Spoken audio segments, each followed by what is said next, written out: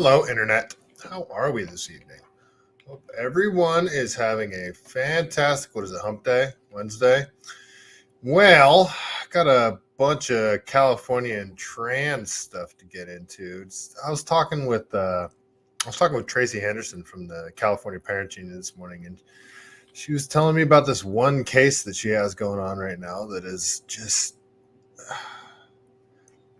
like, if you would try to explain to people 10 years ago the stuff that fathers would have to deal with right now in terms of the state forcing puberty blockers, gender transition surgery, all this shit on kids. Like, parents split up, mother decides, no, my boy is a girl and I want to give him puberty blockers and all that kind of stuff. The state will side with them and just go ahead and do it.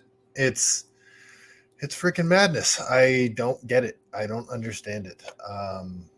And yeah, we're going to get into a little bit of that, a little bit of more of the trans agenda stuff, and just get caught up on all the crazy stuff that's going on in the world today. Hope everybody's having a fantastic Wednesday. We'll start off with some good news. There's actually some good news out of California, but all right, I guess Scarlett doesn't care. It's because Wally World's not in the chat, so she's not going to come say hi.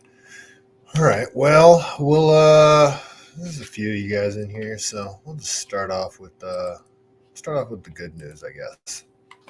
This is from Libs of TikTok. I'll tell the whole story in a bit. I got an article pulled up about it, but there's a teacher that is a champion.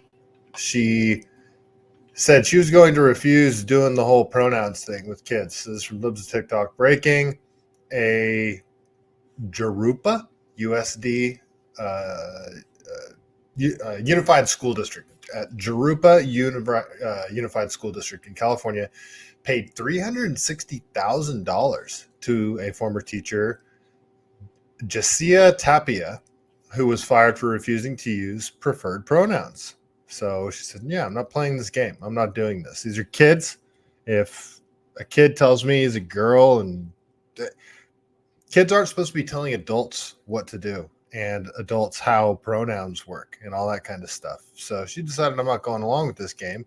She got fired and she sued, and she ended up winning $360,000. We'll get into that in a bit, but I will use this opportunity to tell you guys, or ask you guys, to go over to California Parents Union. California Parents Union at californiaparentsunion.com/CaliBased. Sign up. It's $25 for the year, and you will have a voice in this fight a little bit. This is going up against the teachers' unions, going up against the school districts, going up against the radical child courts, California government, all this stuff. People that feel that all of this gender ideology is being jammed down their kids' throat. This is a good way to start. Joining the California Parents Union, and Tracy Henderson, the person that runs it, she is representing a ton of people right now that are going to war with the schools, going to war with the state over all this kind of crap. So you'll get access to legal documents, homeschooling advice, charter school advice, all sorts of stuff. So $25 for the year. It pretty much pays for itself. So if you guys want to, I would highly recommend that. So yeah, californiaparentsunion.com/CaliBased, and that'll bring you right to the sign up page. Danger, Matty Bracco, nice to see you guys. Let's throw the banner up there really quick. Again, californiaparentsunion.com/CaliBased. All right, let's see. What'd you say there, Danger? All the crazy teachers being arrested lately is pretty crazy. What, at the campuses? Is that what you're talking about? During the protests? Is that what you're talking about? Or is it something else that I'm not aware of? I'm sure you're talking about the protest stuff. There's some stuff going on at UC Irvine right now that's pretty funny. Yeah, I mean, you guys know my stance on Israel, but these leftists are retarded. I mean, I am not down with what Israel is doing, but danger. No for molesting and beating children. What the hell? It's like, yeah, teachers, can you just teach? Especially just the freaking leftist white woman teachers. Like, can you stop trying to trans kids and or having sex with them? Can you do that? Can you just teach arithmetic? It's freaking annoying. These teachers are psycho. All right, let's keep going here. Let's get into actually, I want to talk about same thing I was just talking about, that teacher that got awarded, what was it? A whole lot of money. I had an article pulled up about it. Where'd it go? I'm all out of order now, folks. I apologize. Here it is. All right, we'll start with this one. So we'll go to not the B. Yeah, that's insane. Why? Well, I mean, danger. Think about it too. You know, it's what are predators attracted to? The places where they're going to have access to children. So you're going to end up with predators in that sort of thing in schools. And, you know, it's like the whole cross-dressers. What are they freaking? How am I blanking on the name? We used to just call them cross-dressers. Now they're called trans, but the drag queen story hour. Like, why are somebody said this a few days ago, and I was like, oh yeah, I never even thought about that. Why aren't they going to old folks' homes and participating in events with them, showing them how cool drag is? Why aren't they doing that? Why aren't they going to retirement communities? It's the same logic, right? They're just trying to show people how it's cool to be drag and all that stuff. No, they target children. They're freaking predators, man. The dudes that dress up as chicks, there's this whole inherent sexual thing in drag queens, that in the kink aspect of it, the whole what's it called when you like doing sexual things out in public? There's a whole freaking word for it. What's it called? Exhibitionists. You know, the whole exhibitionist aspect of the trans thing, the kink aspect of the trans thing. It's inherently sexual. So why are you doing drag queen story hour? You're targeting kids. It's fucking sick. Danger, you got a kid, so I know you're not down with all this shit. Lots of them have previous convictions for same thing at different schools and still managed to make it as a teacher or other principal at another school. That's like the freaking cops that get in trouble for doing shit and they just go to another precinct. It's like, what the hell? Ugh. All right, well, let's continue. Let's go to not the B, because this is actually a happy story. We'll start off with a happy story, shall we? All right, so not the B, same teacher here. This is how the California school district to shell out $360,000 to teacher fired for refusing to use preferred pronouns. Change my view here. Actually, no, we'll leave this so you guys can read along. I know how you guys like to read along. This is funny how they start the article. Guys, I know we're all dooming. I know there's a lot of bad news out there, but is it just me, or have we been posting a lot of W's lately? So, Jacia Tapia was fired from a Cali school. Oh, they said Cali. A lot of people don't like saying Cali. I've been saying it for a while, but old schoolers don't like it. It's like saying Frisco. Was fired from Cali school because she refused. Oh, never mind, that's the name of the school. Cali school because she refused to lie to and about kids. She sued them. She's getting a major paycheck. So, California Jurupa Unified School District settled a lawsuit on Tuesday, agreeing to pay $360,000 to a former high school teacher who was fired after refusing to use students' preferred pronouns. The San Francisco Chronicle reported. Advocates for Faith and Freedom filed a suit in May of 2023 after then gym teacher, so she's a freaking gym teacher, Jessica Tapia was terminated for refusing to comply with the school district's requirements in 2022 regarding her religious beliefs and students' gender identity. The school district was given $285,000 to Tapia and $75,000 to her lawyers, according to the Chronicle. Okay, so lawyers got paid $285,000. So I guess that probably is. I mean, is that the sum of 2 years of pay? 3 years of pay? Is that what it was? I wonder how they came to that amount of money. I mean, it's a settlement. She hasn't won a lawsuit, but she's raided the woke treasury, and it's a major dub. Okay, yeah. So she settled, and Like a lot of parents probably feel like they don't have a voice, they don't have a lawyer. Like I'm not trying to like plug the parents union thing too much, but I mean, this is the type of thing that you have access to. You'll have a lawyer's ear, you know, and she's not your legal representation if you sign up for it. But if you run into this kind of crap and you're like, you know what, this sounds kind of illegal. I mean, you got somebody that specializes in going to war and Tracy loves going to war with California. She loves this shit. She lives for it. She loves pointing out how insane all this stuff is. So yeah, it sort of pays for itself. It's a $25 per year thing. Yeah, that's pretty much the article. Today's settlement serves as a reminder that religious freedom is protected no matter your career, said Julianne Fleischer, legal counselor for Advocates for Faith and Freedom. If the school district, it sounds like they're a similar group, Advocates for Faith and Freedom. If the school district actions were legal, no teacher of faith would be qualified to serve as a public school teacher. Jessica's story is one of the, that's a great point. That is a great point. Jessica's story is one of faithful courage. She fought back to ensure her school district was held accountable and that no other teacher has to succumb to this type of discrimination.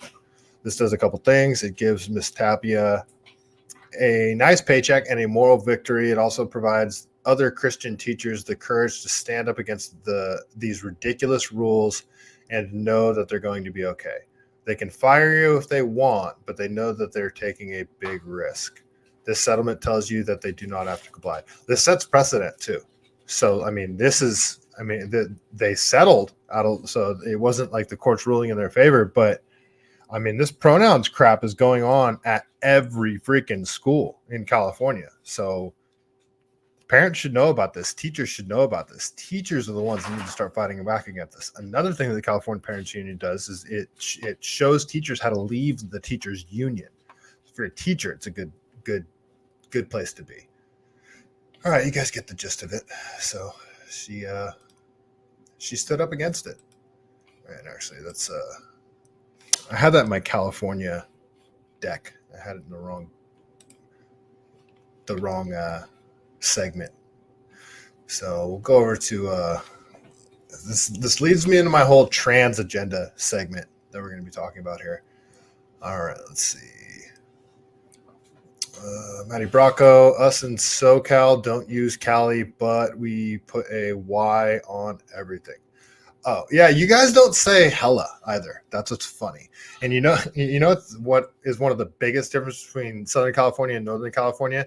In Southern California, they refer to the freeways as the whatever the number is, like the 10, the 5, the 15, the 101. And I noticed it I didn't really notice it until somebody said the 101, because the 101's up here as well. So up here, we just say like, yeah, to highway, we just say 680 or 880 or 17 or 280. We don't say the 280 or the, you can always tell when somebody's from Southern California, they come up here and they say, oh yeah, the 280 or the 680. And oh, you're from Southern California, huh? But I lived down in Southern California for a few years. Now I notice that whenever I say Highway 101, I say the 101. But that's the only freeway I do it about because I said it when I was in Southern California. So it's weird. That's one of the big differences. Another big difference down there is you guys had the 24/7 carpool lane, which I thought was the stupidest thing. And then they adopted that practice up here. It used to be here, they had carpools only during certain hours. Actually, no, it still is only during certain hours. But in Southern California, their freeways, they have the carpool lane and they have exits and entrances for the carpool lane. It's freaking infuriating. You have double white lines, and then there's like these small gaps of, you know, the striped lines, and everybody has to try to get in and out of the carpool lane in those little sections, or CHP will give you a freaking ticket. And they have, it's like 24/7. The carpool lanes there are all the time. It makes no sense, and it drove me crazy. And I learned that the hard way when I first moved down there. But there's traffic down there all the time. I think a large part of it is that carpool lane thing. It extends the time of rush hour to me, because people are they're waiting for the exits and entrances. So everybody's trying to change lanes at the same time. If it was just, you can get in and out of the carpool lane whenever you want, then as soon as the hours for carpool end, which is 7 o'clock up here, carpool lane ends at 7 o'clock. Everybody can use the carpool lane at that point. Well, there's still people that are trying to get in and out and use these stupid exits. So it like extends rush hour to me. That was what I noticed when I was down there. It drives me freaking crazy. I hated it so much. I lived in Upland. And I would drive all the way to Santa Monica every day. And then I transferred to the Pasadena location, and I was still driving from Upland to Pasadena. It was I don't know how I did that. Upland to Pasadena. That was insane. That was absolutely insane. Upland is a nice town. Upland's a very nice town. I loved it there. I love Mount Baldy. Mount Baldy's great. They got a great little swimming holes up there that I liked a lot. I miss that place. All right, I'll quit ranting about Southern California. Yeah, let's talk about trans stuff, shall we? It's funny is this isn't really a popular topic. I usually don't get a lot of views on the episodes when I talk about trans stuff, but it's stuff that needs to be talked about. So we're going to talk about it and I'm going to start off with the creepiest of the creeps. This guy, this guy's right up there with the dude that always makes videos where he's talking specifically to the kids. I want to talk to the kids. That guy with you guys know who I'm talking about, the freaking creep. This guy is equally as creepy. And like, this is one of the things that's like, dude, you're not trans. You're a dude. Not only a dude dressed as a chick, you're a dude dressed as like a little girl. Like, what are you doing? You sicko. Just like, who are you trying to appeal to here? I think he's at Disneyland, which, explains the Disney stuff, but the Minnie Mouse, the pink shirt, like the glasses, the whole ensemble there. You're clearly trying to appeal to children. You sick freaking creep. So let's listen to what this dude has to say. You guys aren't going to like this.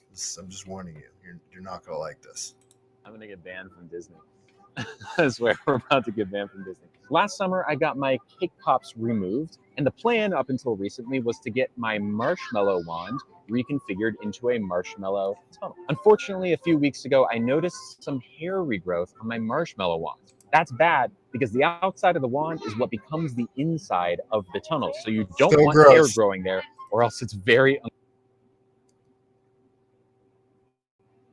would I do that? Uncomfortable. So I talked to my surgeon, and he said that it would be best to postpone the procedure until after hair removal is complete. This is obviously disappointing because I was really excited to have a marshmallow tunnel sooner. That being said, it is still happening. We're just not sure when it's happening. Hair removal is a fickle thing, and it's really hard to predict when it will finish. But my hair removal technician thinks it will be before the end of the year. So, fingers crossed. Oh, go. Want some? My mom's here, by the way. The marshmallow. She looks so proud of her son. Tunnel.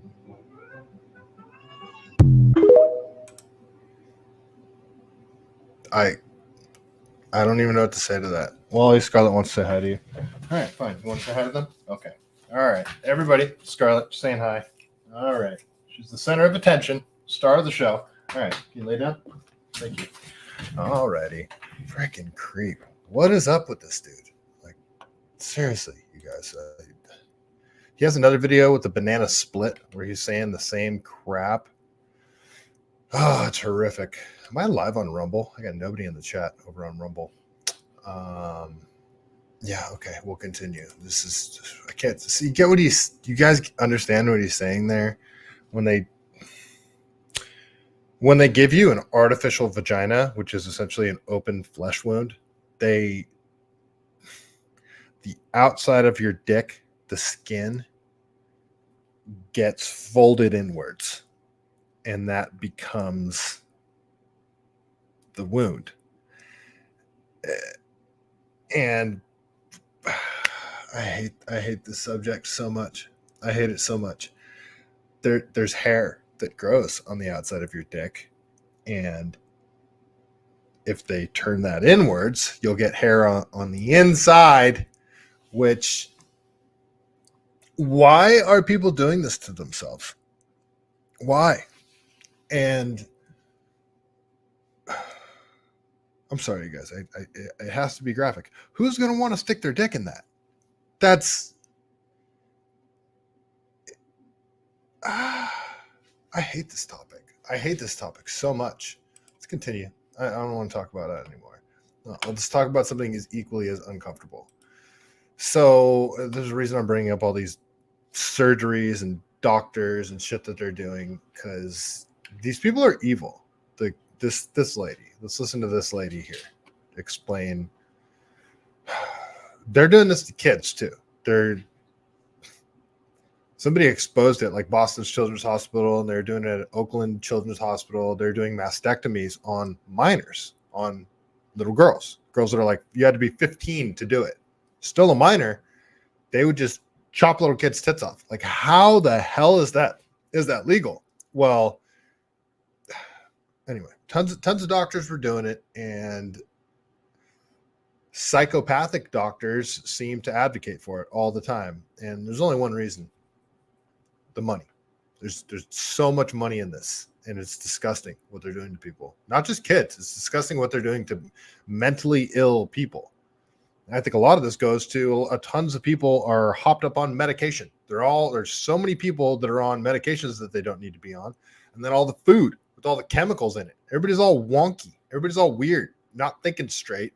And it just gets worse and worse. You start with the food that's giving you all these crazy imbalances, sedentary lifestyle. So you're just not doing the things you're supposed to be. You feel out of place and awkward. And then psychiatrists are like, here, take a bunch of drugs. This will make you feel better. And that makes it even worse. And then you go to another doctor, and the doctor's like, well, maybe you should chop your tits off. That'll make everything better.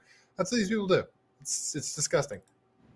So there is a myth out there that you cannot move nipples after top surgery. And just to prove that that is a myth, I want to show you this revision case I did from about 3 years ago. So this was a patient, I didn't do his original surgery, but as you can see, for some reason, the nipples are put in completely the wrong place. So the patient lived like this for several years and then came back to us for a revision. It took us about an hour to do. We fixed the central dog ear and we resized the nips and put them where they should be.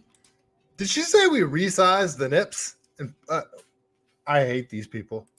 And as you can see there, voila, this proves that you definitely can move nipple grafts. The only thing is, as you can see, the patient has scars where the nipple grafts were originally, which usually will be the case if we're moving the nipple grafts. But sometimes in revisions, when we're redoing stuff, getting rid of extra tissue, there won't necessarily be an extra scar.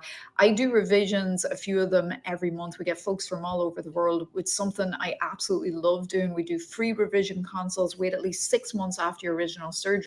I want to go visit one of these doctors and just be like, look, I'm not trans, but I just feel like my nipples are in the wrong place. And I want them moved down here. I want to have my nipples put on my belly. Can you do that for me? They'd probably look at me weird and think I'm crazy. And then they'd probably say, yeah, we could absolutely do that, because there's a paycheck in it for them. Just go test and see what a doctor says. Hey, doc, can I just move my nipples for no apparent reason?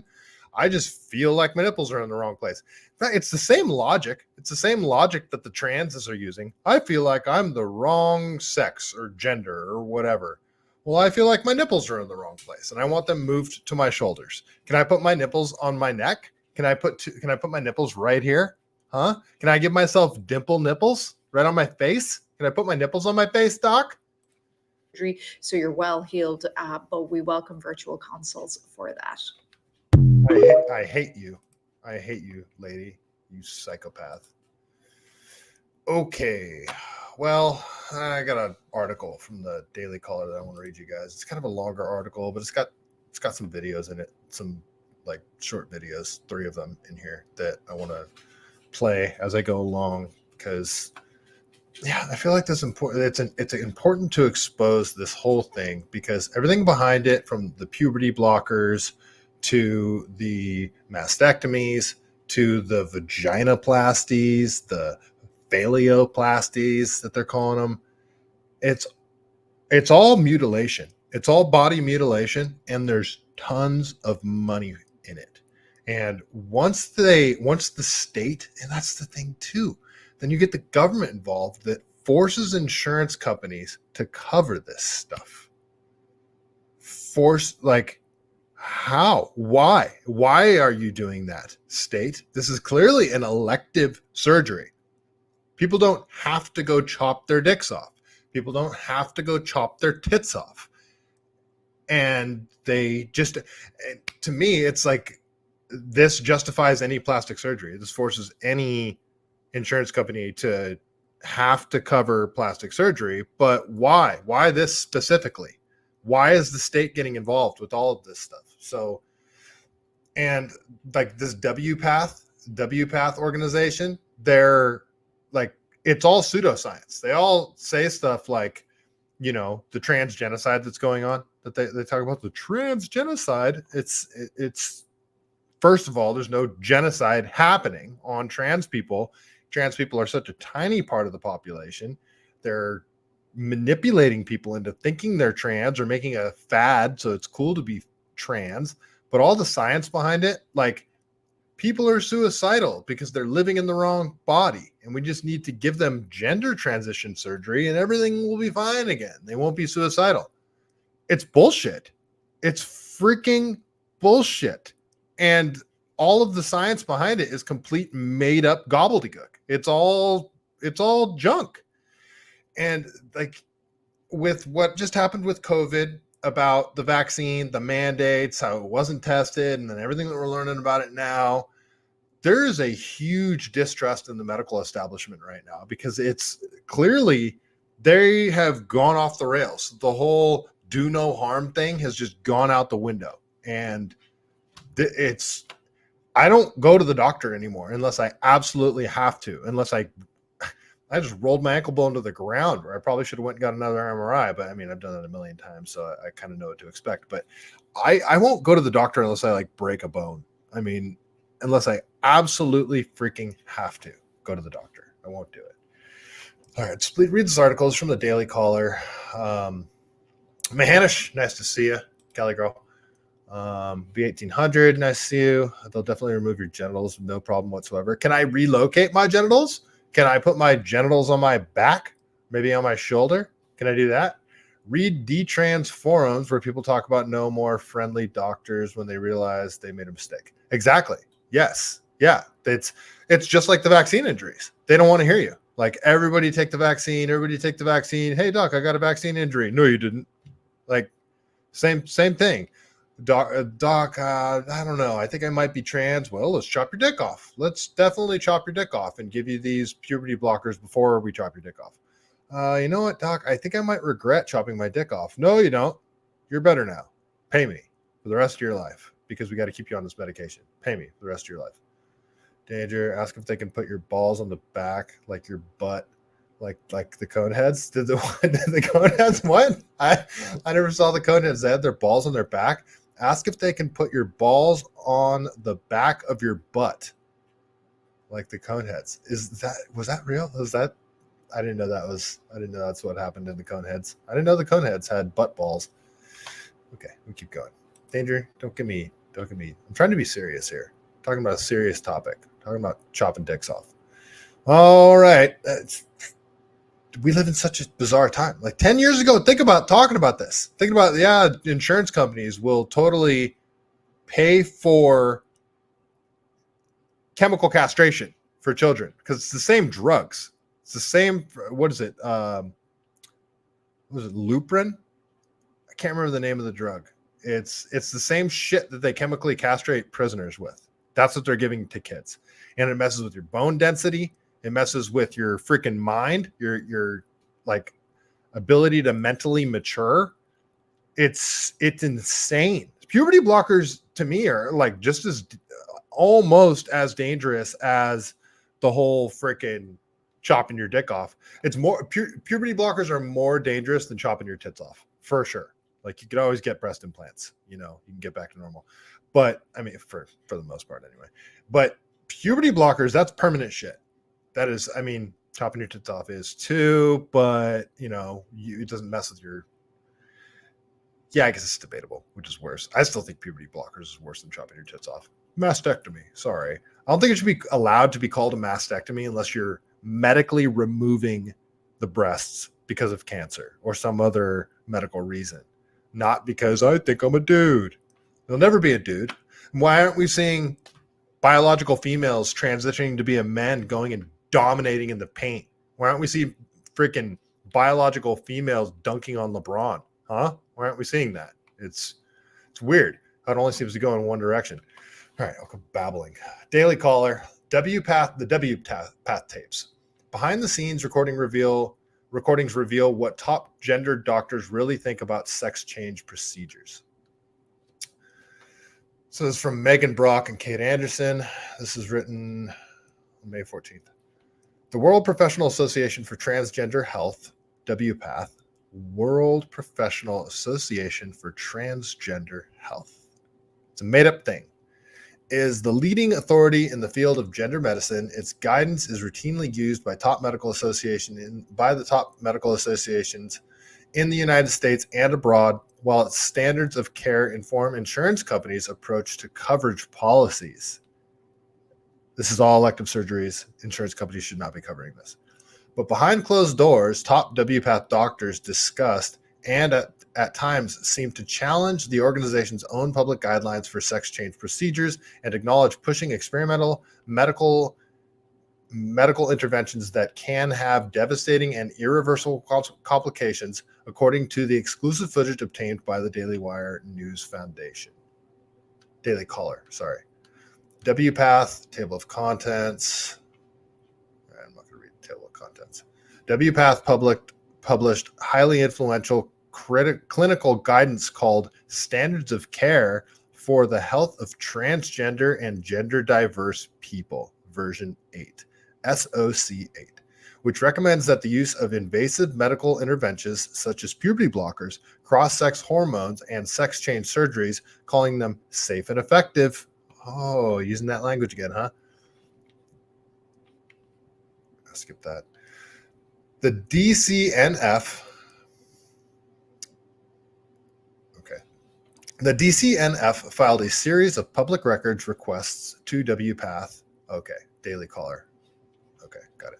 To WPATH SOC 8 co-authors who are employed at taxpayer-funded institutions, making their emails subject to open records laws. Buried in more than 100 pages of responsive records from the University of Nevada was a series of emails between prominent WPATH members and leaders, including WPATH Global Education Institute, GEI, co-chair Gail Knudsen. I'm not going to make any names about a joke, or jokes about her name. Sorry, I'm dyslexic. That were sent in 2022. In one email, Knudsen sent a colleague the link to a folder containing nearly 30 hours of recordings from WPATH's GEI Summit in September 2022 in Montreal, Canada, which included sessions of mental health puberty blockers, cross-sex hormones, and sex change surgeries. These sessions provided WPATH members with an in-depth education on clinical application of topics addressed in the SOC 8 treatment guidelines. However, the footage reveals WPATH affiliated doctors advocating for children to undergo risky sex change procedures and even pushing for these treatments for patients struggling with severe mental health issues. Oh, you're having thoughts of killing yourself? Well, just chop your dick off. That'll make everything better. It's madness. Several sessions were dedicated exclusively to treating children, and I think I might get suspended from YouTube for what I just said, and I don't care. Several sessions were dedicated exclusively to treating children and included recommendations for minors to receive puberty blockers, cross-sex hormones, and surgeries. For instance, WPATH guidelines recommends addressing a patient's mental health issues before giving them sex change medical interventions. However, in one recorded session, a WPATH faculty member and gender doctor claimed that mental health issues don't necessarily affect a patient's ability to receive cross-sex hormones. Okay. What did he say in this video? Is there more specific ideas about what sorts of psychiatric indications might be a contraindication when a lot of the literature shows that depression, anxiety, suicidal ideation improve with hormone therapy? What might be a contraindication? I hear a lot about psychosis and estrogen. So if you can specifically speak to that and to anything else that might be more than just this person's really unstable. Is it a good or bad idea to start? Which or more data or resources where I could go? I don't think, so my personal opinion is that this is not a thing for either hormone. I think I would probably frame it, are they mentally stable to go for wisdom tooth extraction right now? Like No, that's very helpful. The idea of an elective surgery thing, or something where they can both give consent, could cope with an unexpected event that took place on it, responsible enough to do with it. It's So about I'm capacity actually and more about it. self-management. Yeah, I this can is just assess for that. Yeah. These people are just making this shit up on the fly, and they're just they just call it trusted science. These people are just making shit up as they go. In another video, a doctor told attendees children should be informed that cross-sex hormones will likely make them infertile, but admitted that he will prescribe them anyway if a child says they want the treatment, regardless of the future consequences. These people are sick. What I would say is it's important for us not to put our ideas about what should or shouldn't be when it comes to reproductive health, conversations into play. But an adolescent who says, I'm just going to adopt, leave me alone, is different than an adolescent who says, I don't really care about this right now, but I realize I'm a teenager. Maybe when I'm older, I could change my mind, but I don't think I will. That shows, that second group shows that that adolescent is capable of understanding that they don't know what their life may be like. That's the type of... Children cannot consent. And that's what this is. Consenting to sterilization. They can't do that. Young person that is, understands that their decisions that they're making now are impacting them, and they could be appropriate for their future, or they might not be. And it's not up to us to say, well, if your thing is going to change in time, if your priorities change in time, well, then we shouldn't do this. No, it's to say, great, you understand that. Now let's move forward with what you feel you need. This man's insane. And he's going to get paid massive amounts of money for every kid that he talks into taking puberty blockers. A surgeon euphemistically referred to a phalloplasty procedure, a surgical series that includes obliterating the vaginal cavity and creating a fake penis with harvested tissue, as an adventure for young people. He did this despite later admitting that those same procedures will definitely have complications, such as permanent issues with bladder function and tissue health. It's insane. It's insane.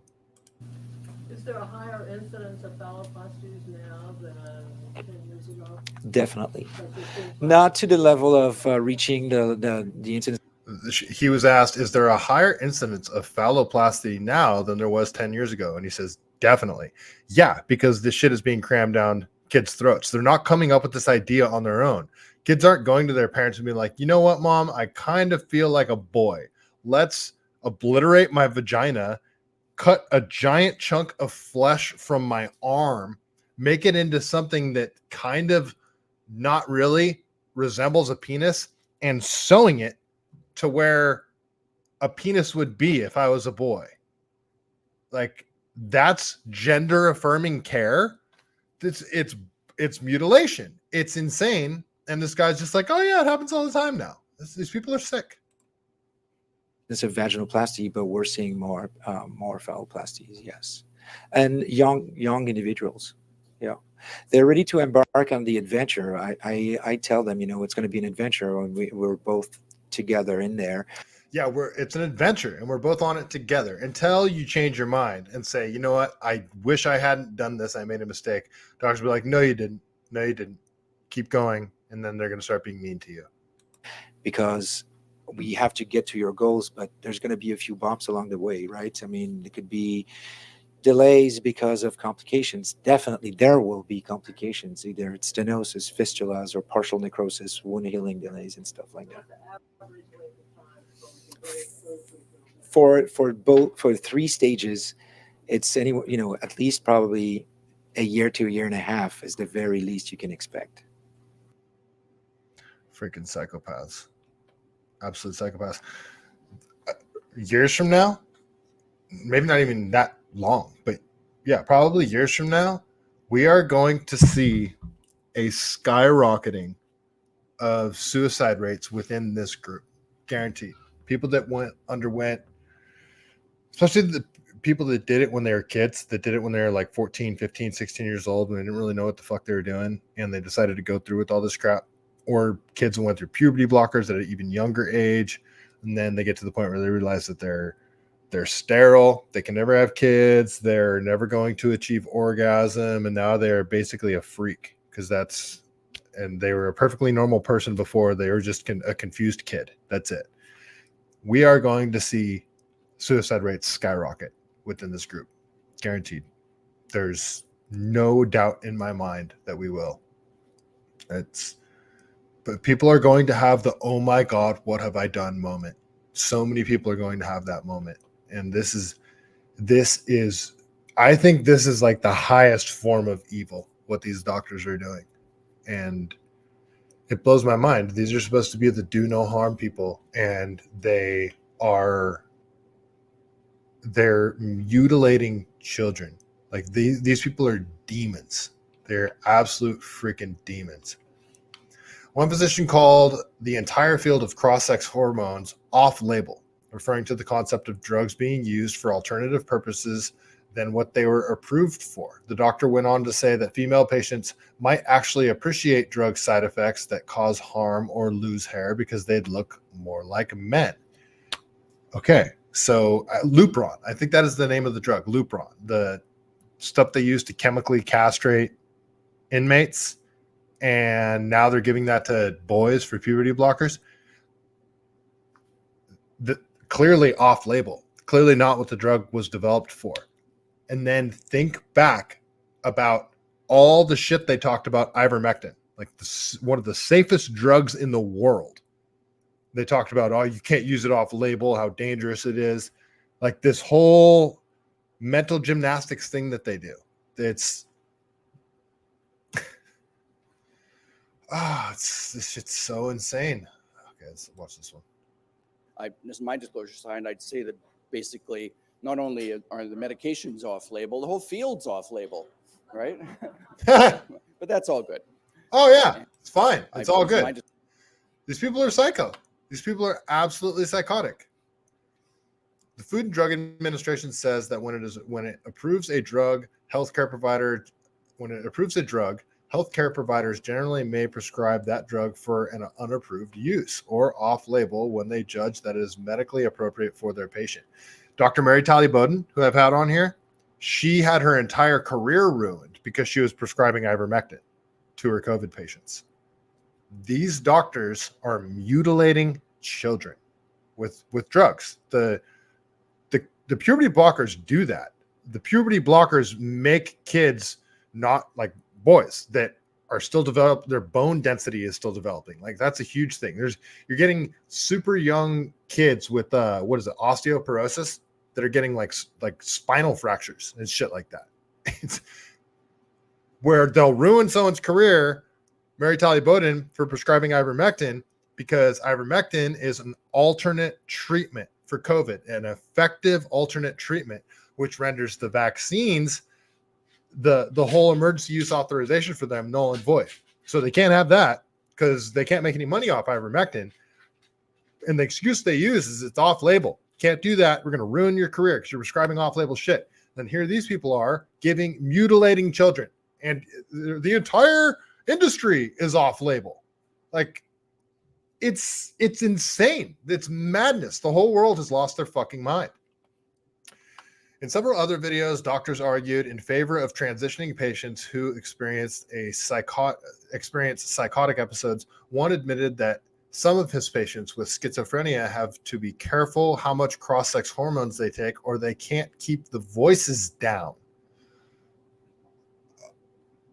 I have had a few kids with schizophrenia who do notice that if they push their testosterone too much, that it seems to them that it makes things a little bit worse. So the patients with schizophrenia are doing well on their meds, and so they will sometimes moderate their dose a little bit just to keep the voices down or whatever their bad symptom is. I have had Okay, so my buddy that's getting up there in his close to 50, might be in his 50s now, who was a Marine and is like a total man's man, does jujitsu, great. Well, he was a scout sniper, so great with guns. He's just a total dude's dude. Works with his hands, all that kind of shit. He was starting feeling like he was getting a little low T, little bit on the low T. The hoops that he had to jump through to get testosterone was insane. It was insane how the doctors didn't want to give him testosterone. They are giving little girls with schizophrenia testosterone. Again, the double standard. The medical establishment is out of control. It's absolutely out of control. Yeah, my patient that has schizophrenia, who I'm giving testosterone to. It's getting a little weird. It's weird. I wonder why. How are these people doctors? How do these people have medical licenses? This is my brain can't compute this shit. The DCNF consulted, that's the Daily Caller, consulted with medical professionals from respected organizations such as Do No Harm, who are argued that the comments from WPATH affiliated doctors show that transgender medical industry does not have patients' best interest at heart. You don't say. While the average person nationally and internationally likely has never heard of WPATH, the modern medical industry is deeply tied to the organization and relies on it to dictate the standards of care for transgender medicine. WPATH guidelines are cited as criteria for obtaining insurance covered by both private insurance companies and tax-funded insurance plans, positioning them as a linchpin of the sex reassignment industry. Additionally, their guidelines help inform policy statements from major medical and professional organizations such as the American Academy of Pediatrics, the American Psychological Association, and the Endocrine Society. The AAP is currently being sued by Isabella Ayala, a former patient who was medically transitioned as a child, for allegedly rushing her through sex change medical procedures. There's been an explosion in the number of young people, including children, being put on hormones and puberty blockers and getting sex change surgeries, according to a study published in August of 2023 by JAMA Network. This surge has been fueled in part by groups like Planned Parenthood, which distributes cross-sex hormones to... Oh, I didn't know. Oh, Planned Parenthood got in the hormones business. Oh, they're not just selling baby parts now, huh? Interesting. Planned Parenthood is just one of the most evil organizations ever to be created. And who is it? Margaret Thatcher. Remember how you guys ever read the letter that she wrote? It's Margaret, right? Thatcher. I know her last name's Thatcher. I always get her mixed up with the the Prime Minister from England. Yeah, I think it's Margaret Thatcher. But she was originally like, yeah, we need to put these in black neighborhoods. Have you guys read the letter? Planned Parenthood was founded on racism. It's insane. Planned Parenthood, who distributes cross-sex hormones to patients as young as 16, Planned Parenthood saw a roughly 125% jump in the number of transgender services it provided between 2020 and 2022. 125% jump. It's got to be coming from the kids, right? This stuff's not being jammed down kids' throats and being pushed by the medical establishment and the state for whatever dubious reason. 23 states, however, have enacted legislation preventing doctors from performing sex change surgeries on minors amid backlash from concerned parents. Gavin Newsom speaks out regularly about how California is like a champion of this. You guys can come here, and we're not even going to tell your parents. You can run away and come here. Scott Wiener introduced some bill about that. You can basically run away, and like we're a sanctuary state for, they call it gender affirming care. When like all of the countries that pioneered it, are all backtracking now because they're seeing the damage that it's causing. It's more than damage. They're seeing the lives that it's ruining from their medical experiments on children. Gavin Newsom's like, yeah, we're a sanctuary state for body mutilation of kids. It's sick what Gavin Newsom and his cronies are doing. And they call it gender affirming care. It's so sick. Okay. Performing 23 states, however, have enacted legislation preventing doctors from performing sex change surgeries on minors amid backlash from concerned parents and doctors who don't subscribe to the WPATH endorsed gender affirming care model.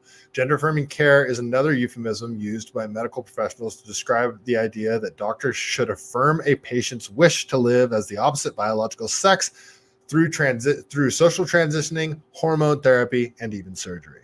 Psychopaths. The SOC 8 was released just days ahead of the 2022 symposium and contained several significant changes to how doctors and medical institutions implemented transgender medical treatment. For instance, WPATH removed minimum age requirements criteria that established when a child can or should receive transgender medical services, such as puberty blockers, cross-sex hormones, and sex reassignment surgeries. So this came from WPATH. The whole mastectomies thing as of minors that Boston's Children's Hospital was doing, and I think you can't even find it anymore. It used to be right on their website. Like, we will give 15-year-olds mastectomies. You have to be at least 15 was their rule on that. Puberty blockers is another thing. Like, children can't consent. You can't get a freaking tattoo unless you're 18. Like, I don't even think your parent can sign off and get you a tattoo. It's all this shit's insane. Okay, so read the last part again. WPATH removed minimum age requirements criteria that established when a child can or should receive transgender medical services such as puberty blockers, cross-sex hormones, and sex reassignment surgeries. So they're setting the bar. WPATH is setting the bar, and then states like California and Gavin Newsom are like, no, look, it's settled science. WPATH says so. It's good to chop a little girl's tits off that thinks she's a guy, or she's, because other medication makes you all wonky as well, and your head's all screwed up, and you're not thinking straight, and you're a kid who can't consent, and WPATH's like, yeah, chop their tits off. Insane. WPATH's previous guidelines recommend that hormone therapy be given once a patient was over the age of 16, but then updated the version, removed this barrier, suggests hormone therapy begin at the first sign of sexual maturity, as soon as you enter puberty. So like what, 9, 10 years old? It's fucking insane. Okay. These videos obtained by the Daily Caller give the first glimpse of how doctors and mental health professionals discussed implementing the new guidelines. To highlight the most significant portions of the content obtained in the records requests, the DCNF Daily Caller has decided to push a series of articles collectively called the WPATH tapes. That's like the Twitter files. Okay. Following this release, the DCNF intends to publish all of the videos in their entirety in order to provide the public with necessary information about WPATH's approach to medical care and shine a light on an influential organization that has largely remained anonymous until now. WPATH. WPATH is setting the criteria, and states like California are following right into it. And then courts have to abide by this stuff. Courts say, well, it's a commonly like, oh, father, you don't want to transition your son. That's child abuse. Remember, California passed a law. Actually, no, Gavin vetoed it. And he didn't veto it because the legislature and the state Senate of California passed a bill that said that family courts, when deciding custody cases, would have to take into consideration whether the parent was willing to gender transition the child or not. And if they weren't willing to, the judge would find in the other parent's favor. Gavin Newsom vetoed it, and he didn't veto it because he said that's a bad idea. Gavin vetoed it. He's like, well, the way the law is already written, the judge already has to consider that. What criteria is the judge going to use? WPATH. People are just making this shit up as they go along and saying it's an adventure and we're on it together. People that are getting paid buku bucks for all of this shit. Guaranteed they're lobbying the state as well. Hey, if insurance companies are forced to pay for this stuff, do you know how much money we're going to make? Just make it so insurance companies are required to pay for all these gender transition surgeries, these drugs, the vaginoplasties, the phalloplasties, the mastectomies. You see how all this shit's working together? It's all money. It's all money and psychopathy. And these are the people, this is supposed to be the do no harm people. It's maddening. It's fucking maddening. Like, what is taking place is truly psychotic. Margaret Sanger. What I call her Thatcher. She was the Prime Minister of UK. Thanks, Danger. I'm a retard. Oh, insane. I don't know why I always call her Margaret Thatcher. That's funny. It's insane, you guys. I can't wrap my brain around this shit. Oh, I'll leave that one to the end. Let's go to this one. Yeah, and you're seeing this shit getting pushed in schools. Like, this is right by my house. Oh, oops. Sorry about that. Sorry, I got mixed up there. So this is at Scotts Valley Middle School, right down the street from my house. So Scotts Valley stands united against hate. Everyone is welcome at our school. What's funny is this stuff is inherently exclusive. Everyone's welcome. Nobody was like transgender kids. Like, if a kid wanted to dress as the other sex or, be weird, all that stuff was always allowed. If a parent wants to do all this crazy stuff, like, fine, they're not going to be not allowed into the school, all of this. But now that this is like the agenda and it's being pushed and WPATH is setting the criteria, if you say, no, I don't agree with this stuff, well, you are not welcome. You will be excluded. So it's all the exact opposite of what they say that they're doing. Or they're saying, oh, we're doing this because of inclusivity. Well, I don't agree with it. Well, you're excluded. Like, that's how this shit works. It's the exact opposite of what they claim they're doing. We're just trying to be inclusive. No, you're not. You're excluding everyone that disagrees with this stuff. And if you ask me, it's the majority of people. The majority of people disagree with this stuff. And the only reason they don't say anything is because they don't want to get canceled by you psychopaths. It's insane. There's another one. Safe space. This is the safe space, guys. This is the trans flag, safe space. Oh, man. They're trying to normalize pedophilia, too. Like, that's what's coming next. The whole MAPS thing. They're trying to normalize it. Shit's insane. So this is from a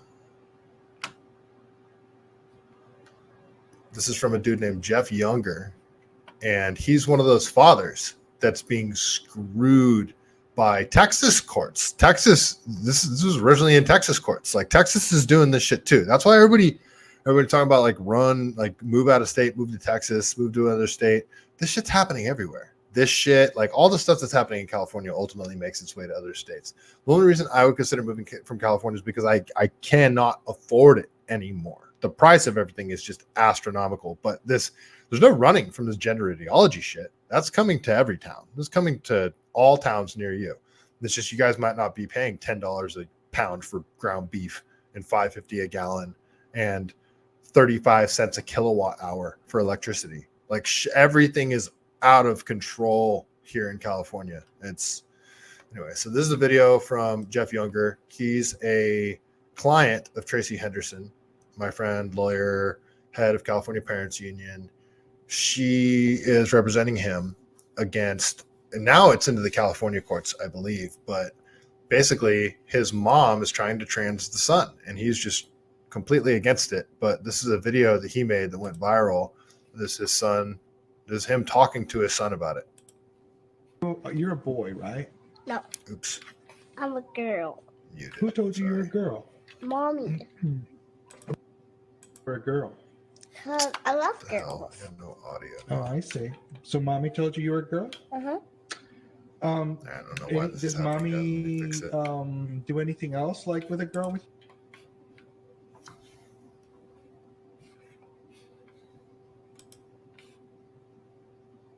Bear with me.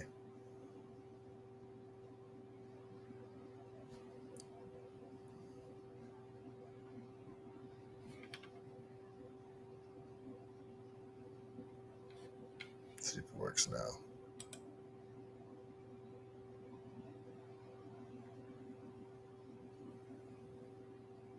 What the heck? Do you got? Oh, Mommy, When did do she tell you guys you have were a audio girl? on this? cause I love girls. Oh, I see. Someone give me a So thumbs mommy up told you if you you were a guys got girl? audio on Uh-huh. this. Does mommy do anything else like with a girl with you? Like what? All right, I'm going to stop sharing this and go again. Sorry, folks. I'm having technical issues on my end. Yeah, my headphones are still working. What the hell? It does that every... Man, the RGS, if you're watching, don't say shit. This StreamYard's just freaking out on me again. All right, so I guess you guys had audio. It was just messing up on my end. I don't know why that wasn't coming out. Okay, let's try this one more time. You're a boy, right? No, Okay, same I'm thing. a girl. I don't have audio. Who told you you were a girl? Mommy, When did she tell you you were a girl? cause I love girls. Oh, I see. So mommy told you you were a girl? Does mommy do anything else like with a girl with you? Like what? What does she do? She do comes in on me. She puts dresses on you? Oh wow. And what else does she do? She buys my headbands Uh-huh. and she get me hair clips, Oh, hair clips? Okay. What else? some microphones, What else? like a skeleton. Does she do anything with your fingers? Yeah, What? she paints my nails. So I can't hear this. Why does she do that? I just know what he's saying. like nail polish. Oh. So mommy puts you in a dress and puts nail polish on you? And what does mommy tell you? She tells me I'm a girl. Oh, okay. Do you think you're a girl? You do? Is that why you wear this, so that you can have long hair? Okay. All right. So absolute madness. That's a mother doing that to. So he's the courts are siding with her, and they want to put this kid on puberty blockers and shit. And like, can you imagine this as a father? You've got your son, and you know this kid is just being brainwashed and manipulated. And there's longer interviews with him where he says, he just wants his mom to love him. And if he says I'm a boy, his mom like won't love him. His mom's whatever, brainwashed, a narcissist, a psychopath, Munchausen's by proxy, whatever it is. This kid just wants his mom to love him. So when he says I'm a boy, she acts differently. She's not going to love him. And like that's all this is. So they're going to mutilate this child. And the only person standing in the way is his father. And he's up against the courts. He's up against the state, 2 different states, Texas and California. He's up against WPATH. He's up against the medical community. And he's up against the mother. Like, this is an Orwellian nightmare. This is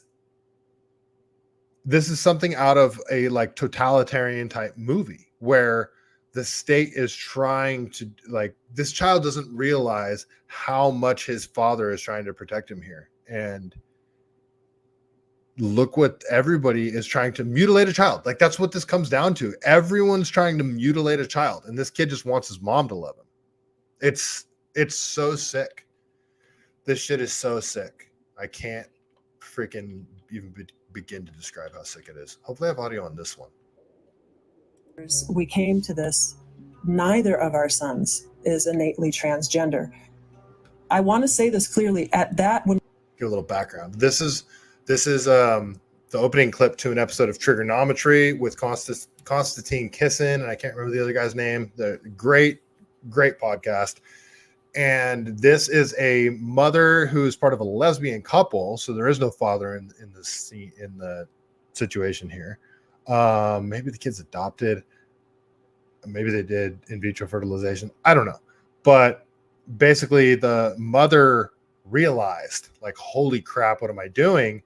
And this got me realizing, like, holy crap, this isn't just crazy narcissistic attention seeking mothers.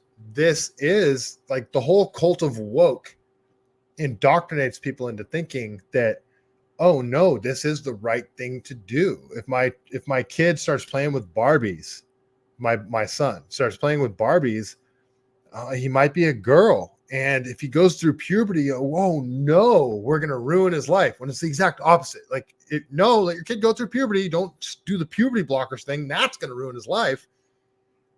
Parents are getting indoctrinated into this shit, primarily mothers. And if men go along with it, then really, really weak men. Like, the people that are going to stop this are going to be men. And I mean, not saying women aren't speaking out against this, but the people that you see pushing this shit, I'm not talking about the doctors because they're in it for the money, but the people that you see pushing this cult of woke shit are women and gay men and really weak men. Like, you don't see man's man type people pushing this shit, but you see them standing back and be like, all right, kind of fucking, I'm not going to deal with it. This is your guys' problem kind of shit. Every man needs to be speaking out against this shit. It's fucking madness. I'll start this clip over again, but this is a mother that realized that, holy crap, I was wrong, and we need to detransition our son. Fortunately, they had only started doing the social transitioning. When they refer to social transitioning, that's talking about just calling your son a girl, saying you're a girl, or giving the boy a new name, a female name, putting him in dresses, giving him dolls, all that kind of shit. That's the social transitioning they're referring to. So after a period of years, we came to this, neither of our sons is innately transgender. I want to say this clearly. When we came to that decision, I still didn't see it as a belief system. I was still in it. But I had come painstakingly, both of us had, to the conclusion that that our sons weren't actually trans, that it was something else for both of them, and we were clear in that. This belief system, the heart of it, says that children should lead. And it's contradictory, because once children say they are the opposite sex, then adults lead them to gender affirmation, okay? To concretizing that cross-sex identity and medicalizing it. But what I realized in those 2+ years of anguish was that I had led my child into it.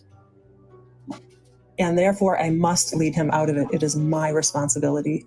And like a second later, I'm on my phone, I'm texting a friend, I'm like, we've realized that our older son is not actually transgender. We're going to be rolling back the social transition. And I feel like I am leaving a cult, because that's what it felt like to me. He said to me, Mama, this is your fault. You changed my name. So imagine had we not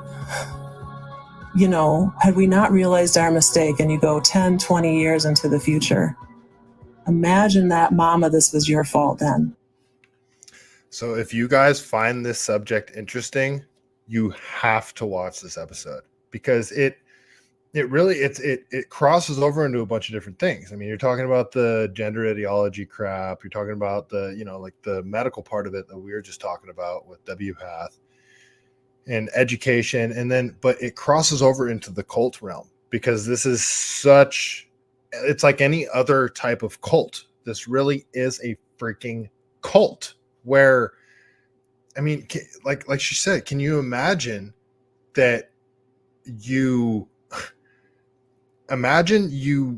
do the puberty blockers thing, you tell your child at a certain age to get a phalloplasty, where they do what we talked about in the very first video, where he's using the chocolate thing as an example, talking about how he's got hair and removal, all that kind of crap.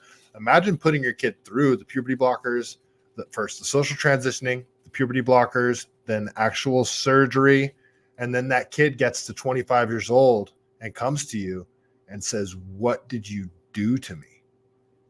I mean, as a mother, I mean,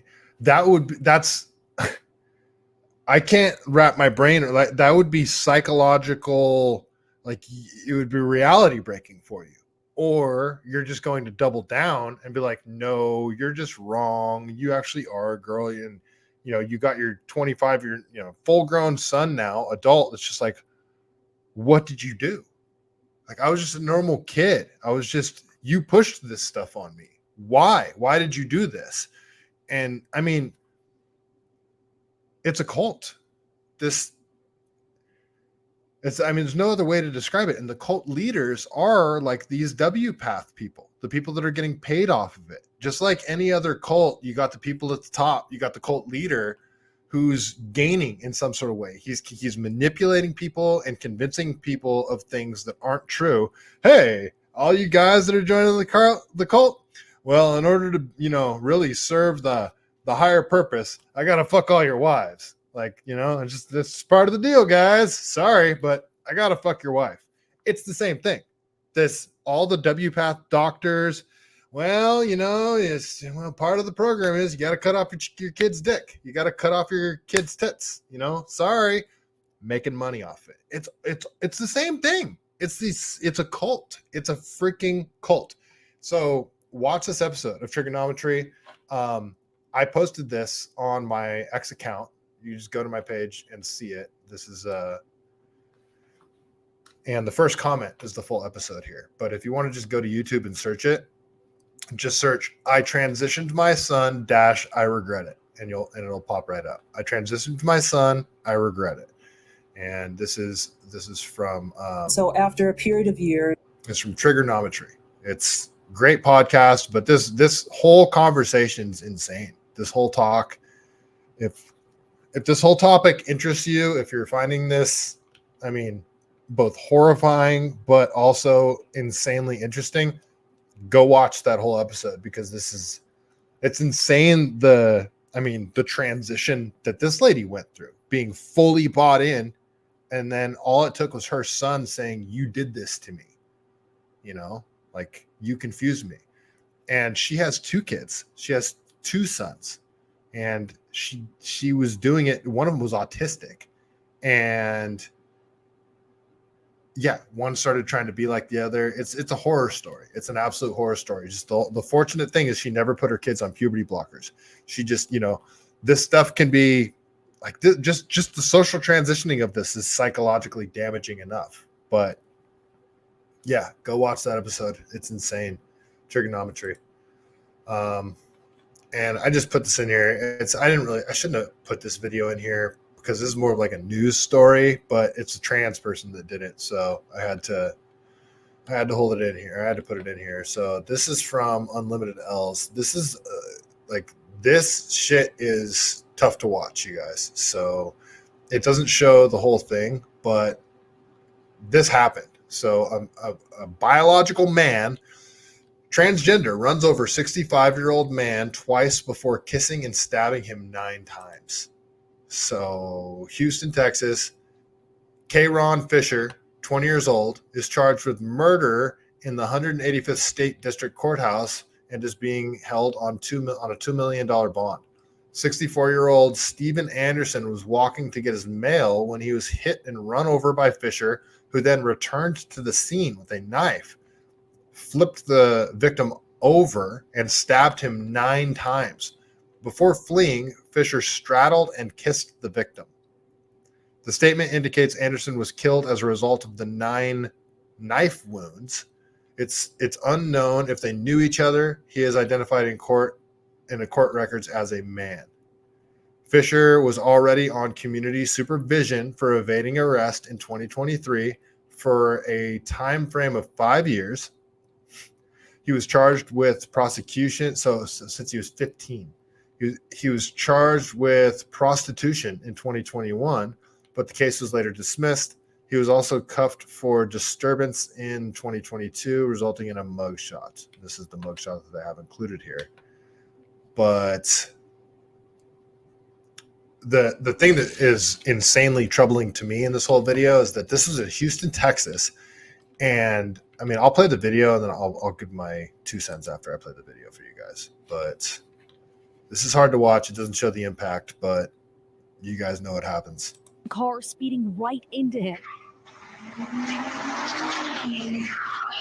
We're pausing the video right before he gets hit. The car reverses and hits him again, pushing him further into the street. Neighbors are on the phone, frantically calling 911. Other people to help me turn him over. They want us to turn him over. Another neighbor comes out with a pillow. And All right, so you can see the trans freaking psychopath walking up, knife in hand right here. He's laying on the ground, is blurred out. But what I'm wondering, this is Houston, Texas. There's like 10, 15 people now standing around. Danger in the chat, RGS, if you're watching. Why was this person not lit up like by several people at the same time? I'm talking like mag dumps from 3 different rifles. Hey, how are you going to let this person that just hit him and then reversed and ran him over? Now you're going to let this person walk up on him, even if you're unarmed. Dude's got a knife, and you're just going to let him walk up, and you're not going to. None of these people have firearms, and none of these people got a, like, there's no brick standing by. Like, throw a brick at the person. Anything. This is insane. And yeah, straddles him, stabs him 9 times, and then kisses him. that's when the suspect, Karen Fisher, identified in court records as a man, but also described as she by police, returns with a knife in hand. The suspect yanks and flips Anderson over, straddles him, and kisses him. We're not showing what happens next because it's too graphic, but that's when police say Fisher stabs him 9 times. She casually walks off as if nothing happened and neighbors just watch. She then tries getting into another car while talking to witnesses. When that's unsuccessful, she leaps over the body and walks away. Car speeding right in. Insane. All this, like, I don't know the rest of the backstory, but yeah, I mean, this person's 20 years old. I wonder if puberty blockers were involved.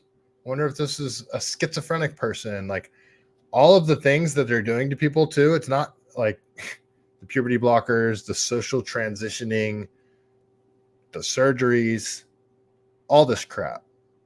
It's not going to help with somebody that's psychologically not stable. And I mean, you're not going to be psychologically stable if you're insistent on, I am the other sex or gender. Then there's the whole predators aspect of it, you know, opening up the window for people to have access to children, or to like predator men that now have access to women's locker rooms, like Planet Fitness, all the shit that's going on there. And then, you know, narcissistic men that can't compete in the sport that they play as men, so they go and they just dominate women's sports. Like, it's just, there's so many problems with all this shit. All right, I already spent more time than I wanted to on that whole subject, but it's just insane. Oh, damn it. Sorry, it started playing again on me. Shit's insane. All of it. It's all bonkers. And I don't know where to go with it. All right. Yeah. Let's see. Hannes is heartbreaking, makes me sad. The mental health issues that poor little boy will have is criminal. I hope dad leaves mom and saves that little boy. Yeah, they already got, I mean, he divorced her, but the court case is still ongoing. I'll hopefully get him on the show and interview him. He's my friend is his lawyer that's representing him. So that's how I found out about this story. It's insane. He was on Sebastian Gorka's show. Sebastian Gorka had him on. So if you guys want to watch that one, he gets down into the nitty gritty a little bit. His name is I can't remember his name. What was it?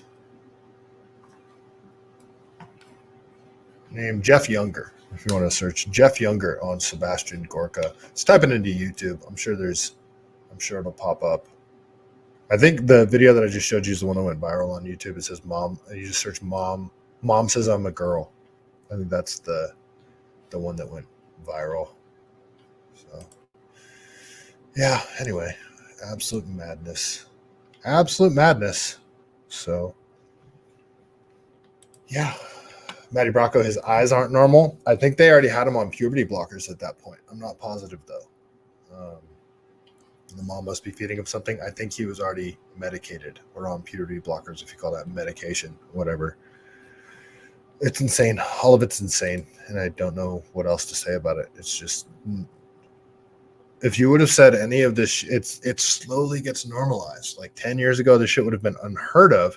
And now people are just like, yeah, it's crazy. It's happening. You know, it is what it is. Like everything that's happened in the last 4 or 5 years would have been considered truly unbelievable 10 years ago. But now it's just stuff's being normalized. It's like, makes you wonder where we're going to be in another 10 years. It's insane. Okay. Yeah, it's absolutely insane. Speaking of insanity, let's go over to California. Let's talk about some California stuff now. I got quite a bit of California stuff pulled up. I doubt I'm going to be able to get to all the top stories. I'll just say really quick, the president of Slovakia? There was an assassination attempt on him today. Actually, let me just go to the top stories really quick just to make sure I at least cover them briefly. So we had over in Galveston, Texas, a barge hit a bridge and knocked out the railway. But I guess it's a bridge that just goes out to an island that doesn't have anybody living on it. It's just like some university extension. The bridge or the train part of the bridge is barely ever used. The prime minister of Slovakia, I don't know if he died, but it looks like a leftist journalist opened fire on him, and he was just talking about doing investigations into the orders of COVID and all that stuff. Tristan Tate put out a response to it. So yeah, those are the other things that are going on. I'll just mention briefly because I know I'm not going to get to them. But yeah, Prime Minister of Slovakia, assassination attempt. He was shot several times today. I don't know if he made it or not. So if you guys want to look into that. But yeah, we'll keep going. Where was I? Okay, here. Oh, okay, cool. You guys are still seeing what I'm seeing. All right, so as the border in Texas is getting shored up, it seems that border crossings are increasing in California. And why would they not? Texas is not a sanctuary state. Arizona is not a sanctuary state. Nor is New Mexico. California, though, you'll get free health insurance. They'll put you up in hotels. They will give you debit cards. You can get a driver's license. You can work here. Like, it's paradise. If you're an illegal immigrant, California's paradise. You know, yeah, the gas prices are going to be high, but your food's paid for, your housing's paid for, your health insurance is paid for, you can work. Like, if I was an illegal immigrant, I would be coming to California. Well, go figure. Border crossings in California have increased, and you're seeing this huge uptick in the boats storming beaches and all that shit. So yeah, this is from Assemblywoman Kate Sanchez. Well, this is from CBS Evening News, but she's the one that shared it, Kate Sanchez. We've learned that migrant crossings are shifting toward California, which has seen a sharp increase in recent months. CBS's Adam Yamaguchi reports from along the southern border in the Golden State. These migrants are taking their first perilous steps on U.S. soil as they navigate a steep and rocky maze along California's southern border. For the last few minutes, we've seen at least 50 or so people come down this pretty rugged, punishing terrain here. They arrive by the dozens at this border gap, roughly 70 miles east of San Diego. This entire region saw nearly 25,000 illegal crossings in January alone from countries around the world. We've learned that migrant crossings are shifting toward So naturally, what do you see with all of this? You're seeing more and more of these boats. This whole situation. This is like the fourth or fifth one I've seen now. Bad boys, what you gonna do? What you gonna do when they come for you? Bad boys, what What you gonna do? What you gonna do when they come for you? You chuck it on that one, you chuck it on this one, you chuck it on your mother and you chuck it on your father, you chuck it on your brother and you chuck it on your sister, you chuck it on that one and you chuck it on me. Bad boys, bad boys. What you gonna do? What you gonna do when they come for you? Cool, bad. I don't know why they're running. Nobody's going to do shit. Nobody's going to stop them. The lifeguards aren't going to stop them. I don't know why they're freaking out and running. Nobody's going to hassle them. They're just walk to your ride that's waiting for you out on the street, because all this stuff's highly coordinated. The other videos that you see people waiting for them in vehicles, or they seem to know exactly where they're going. All that stuff. Yeah, it's more madness. Absolute madness. So this is that's from End Wokeness here. It says, this is insane. Yesterday, police undercover. Yesterday, this is from a few days ago. Actually, it's from a couple weeks ago. So this is May 3rd. This is insane. Yesterday, police uncovered a whole entire warehouse full of shoplifted items in LA. The items include medications, cosmetics, toiletries, and more. Hundreds of thousands of dollars worth of shoplifted items were revealed during the operation carried out by the sheriff. Remember, Prop 47, anything under $950 is a misdemeanor. DA isn't going to prosecute misdemeanors, so cops just won't arrest people. All of those things combined, theft is essentially decriminalized. So what do you end up with? People walking into stores, filling their backpack with stuff, and then going and selling it to known fencing operations. And this is clearly one of those known fencing operations. Into what appears to be a small market in South LA. Once inside the store, this LA County Sheriff's team found boxes piled floor to ceiling, filled with cosmetics, medication, and toiletries, along with a stash of sensors. Investigators tell us this location is used to relabel products believed to be stolen. Over hundreds of thousands dollars worth of products stolen, and which we're going to try to recover as much as possible. Once inside, detectives were joined by investigators from corporate stores like CVS, Target, and Walmart, who pulled out boxes and boxes of stuff they believe were taken from their stores. I want to show you what's happening behind me here. You can see that they're loading all of the products into this very large moving truck. Both corporate investigators from CVS and Walmart are here, and they're able to identify if their products came from their stores. And it's very easy to do because many of these products still have tags on them. This South LA market was just one of 12 locations the Organized Retail Crime Task Force served search warrants at Thursday morning. Investigators say it's all a part of a single criminal organization believed to be connected to recent smash and grab robberies and cargo thefts in Arizona, Nevada, and California, all brought right here to LA County. We've identified over 10 individuals involved in this particular operation, but there's numerous out there because we are considering them crews. At this warehouse in Florence, detectives found dozens of pallets of household goods. So I mean, it's highly organized. It's the exact same situation as if it was like a Walgreens doing this. They got their warehouse where they store all their goods on pallets, organizing the stuff by type of good and all that stuff, keeping an inventory. It's just all stolen stuff, and it's tax-free, and it's serving organized crime. Like this is just another organized crime racket. That's all this is. They do the same thing with stolen cars. I mean, the crime's out of control in the Bay Area, in California, and they'll tell you it's getting better. It's not.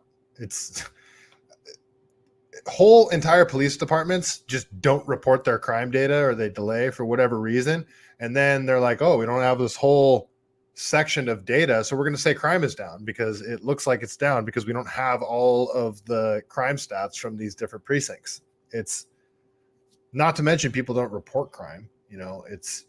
Crime is not down. Do not let California politicians and newscasters gaslight you. Crime is not down. They will say it is. It's not.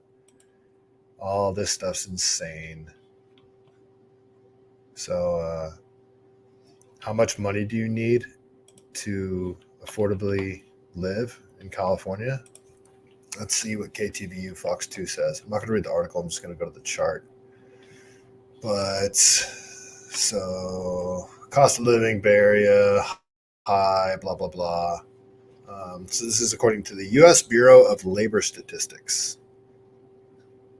The Consumer Price Index for all urban consumers, CPI-U, increased by 2.4% in February compared to the previous year, with housing costs being a significant factor. So in San Francisco, to live what they say a comfortable lifestyle.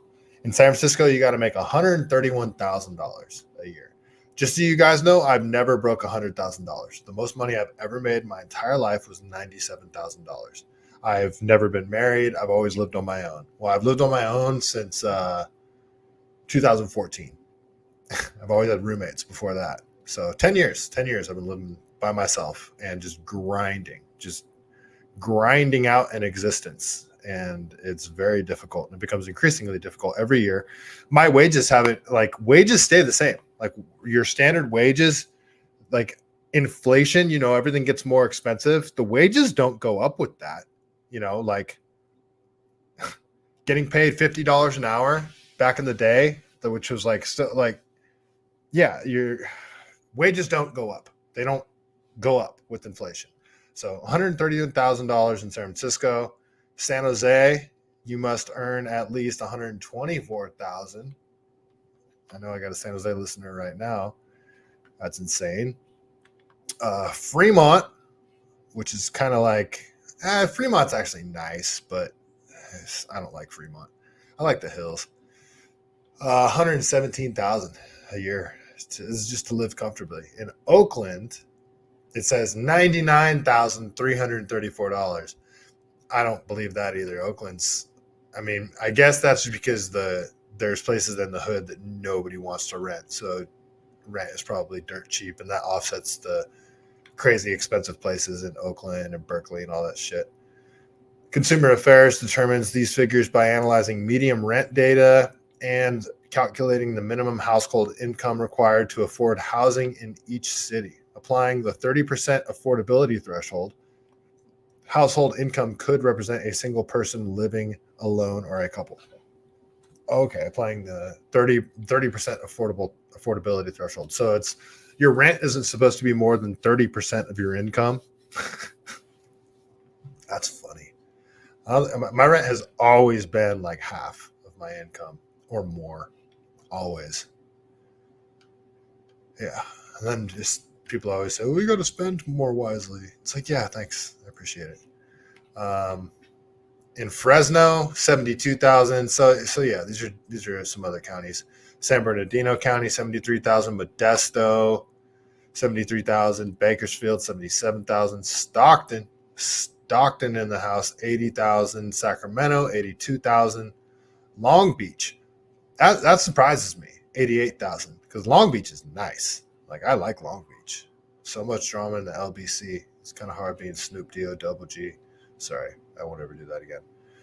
Okay, you want to see what $600,000 gets you in California? You guys are gonna shit.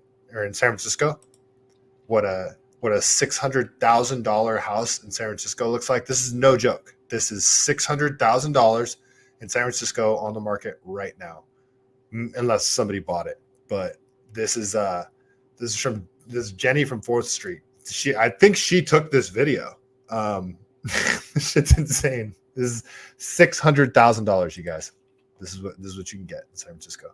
Happy to present 2250 44th Avenue, which is So you could look it up on Zillow. 2250 44th Avenue. That's the address of this place. blank canvas where you can reconstruct the home of your dreams. The property is 599,000 and it has 1,000 square feet. It has 2 bedrooms. This is one of them. You guys seeing this? So it's like holes in the floorboards. This entire house would need to be ripped down to just the bare studs. Plumbing's going to need to be, all the plumbing's going to need to be replaced. all the electrical. It's going to need new windows all around, everything. This is just, you're going to have to completely tear it down and do a complete multi-million-dollar remodel on this place to get it livable. And like, there's holes in the floor. This looks like a literal crack house. $600,000, you guys. This is the other bedroom here.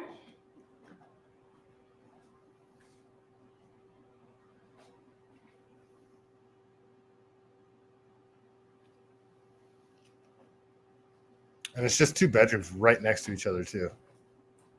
I mean, if you're going to rip down the studs, you might as well completely redo And the floor this plan. here is your backyard. So no view. It is a beautiful backyard, beautiful vegetation.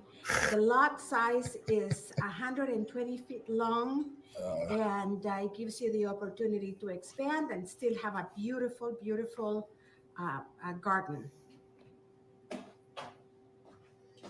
She's really upselling this place, huh?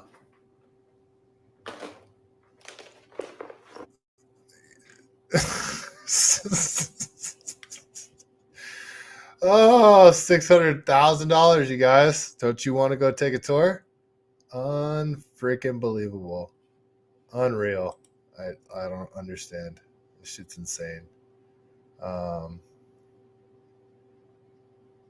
V1800, it's a joke. I would raise it. You know what's funny is I never heard that term, raise, R-A-Z-E, until Tim Pool started saying it all the time. I was like, what are you talking about? Raise it to the ground. Like, it sounds so counterintuitive to me, raising something off the ground.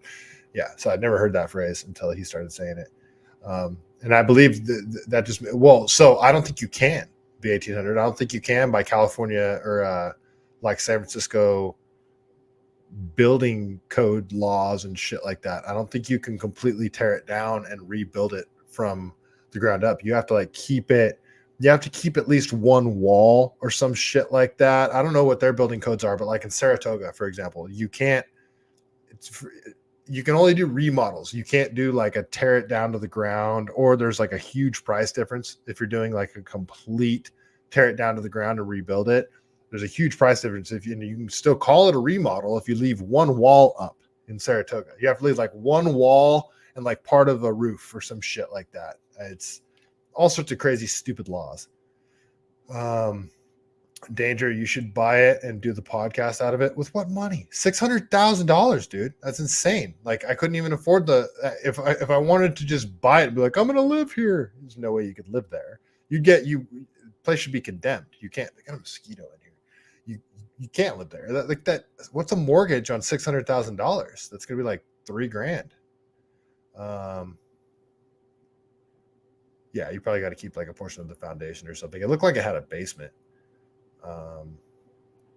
Maddie Bracco, they're stopping them to make sure that they get their voter registration card. No shit. Like, guarantee. Don't even get me started on that tangent, Maddie Bracco. That shit triggers me because you know illegal immigrants are voting in California. Absolutely know it. All right, let's go. So, okay, so this is over. Just the protests on these campuses are just hysterical. I mean, it's to me, it's funny because it's like the exact same people from the Black Lives Matter stuff.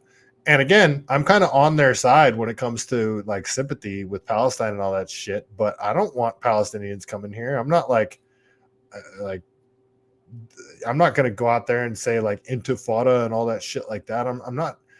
My beef with Israel is I don't want us funding them. I don't want us funding foreign wars. And I hate the amount of control that they have over our government, how many politicians that they fund. And you never hear them talking about any of that stuff. Like, that's a bit, go ask them if they know what the USS Liberty is. I guarantee none of them do. It's frustrating, but look at like the pallet forts and shit that they're building. So this is from Stu over here on Twitter. It's just funny. And UC Irvine right now is having some shit go down. This is at I think this is at the University of Cal State LA. Where is this at right now? This is California State University of LA. Yeah, Cal State LA is where this is. So the armpit college of LA.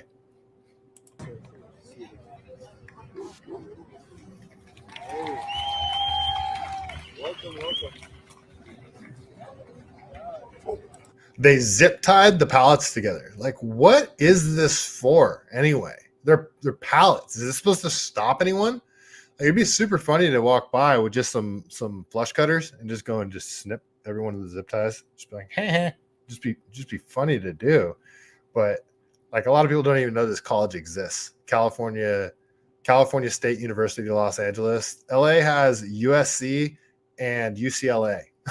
People don't even know this college exists because it's such trash. Sorry, not trying to disparage you guys. All universities are trash now.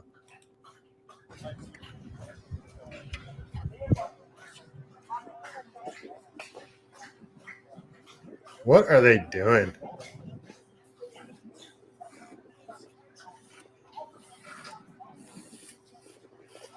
There's somebody with an impact.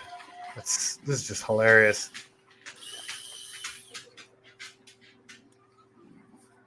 Oh, he's got his freaking Ryobi drill. Oh boy, it's so embarrassing. All right, so shit's going down over at UC Irvine. This started happening like right before the show started, so I don't know what the situation is, but this again from Assemblywoman Kate Sanchez says UC Irvine students have just stormed and occupied a university building, and now UC Irvine is reporting an escalation of violence.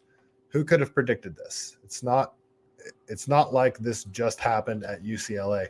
So I mean, I will say, like, yeah, the storming buildings and taking over the libraries and all that kind of stuff, it's stupid, it's annoying and all that shit, but it's not like burning down and looting buildings to the ground like they were in the Black Lives Matter protests. So this at least isn't nearly as violent as those protests were. So I just find it humorous. I just think it's funny. And yeah, and I dislike the cops just as much as I dislike the protesters. So I don't really care. It's like, it's a whole kind of let the retards fight situation for me.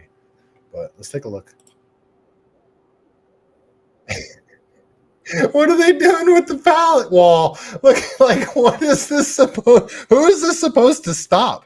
You guys know how tall a pallet is when you turn it on its side? Like, and they got them like zip tied together, and they made like little thing. Like, are you trying to pen in a medium-sized dog? What is this?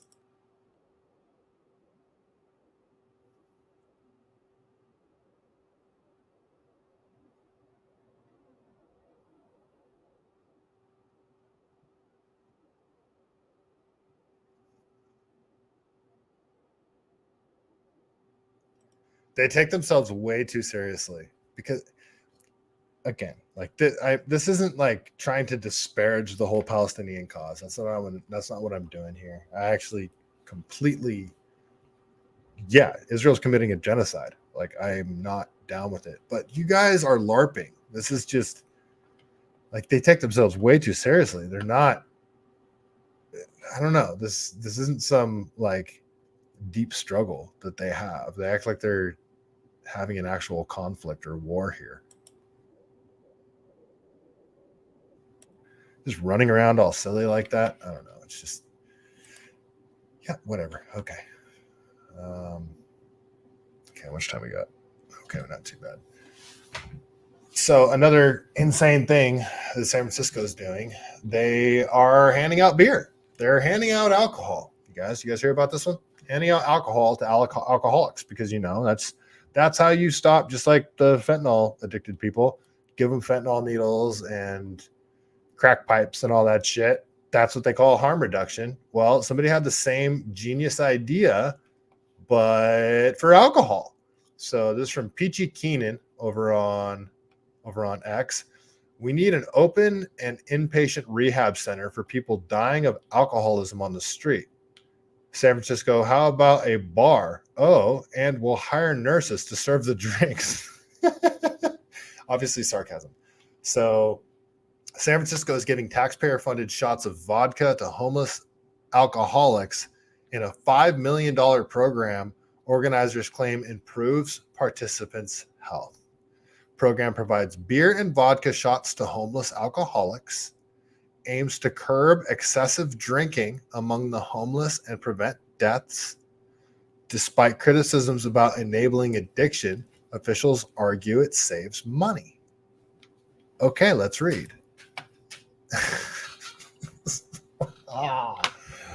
San Francisco. Okay, let's go over the Daily Mail here.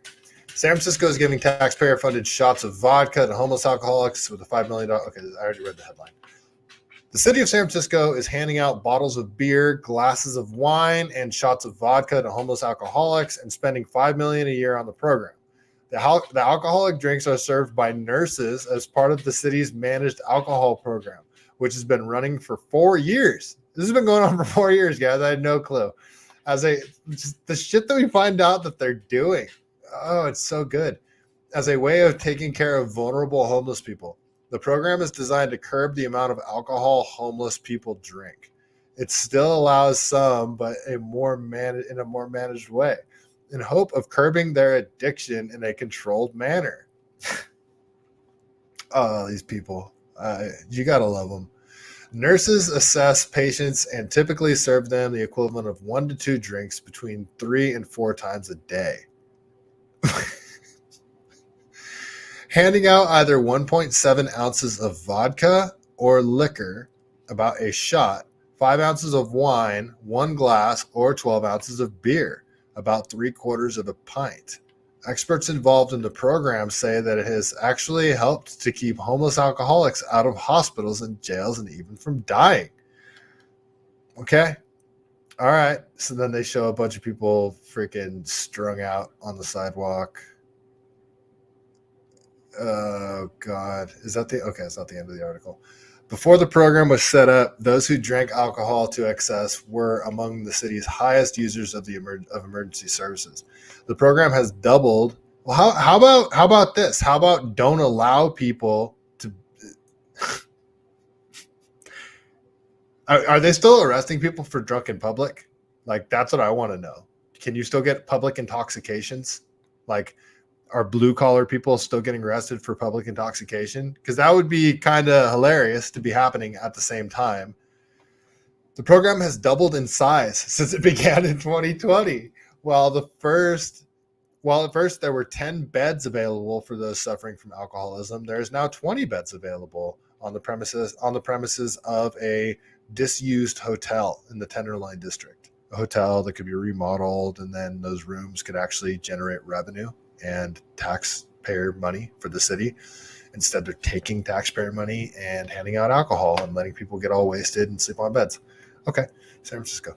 But it comes at a cost when the city pouring money into the program to the tune of $5 million a year as nurses serve $5 million a year. We got a massive budget deficit and they're handing out shots at the tune of $5 million a year. Okay.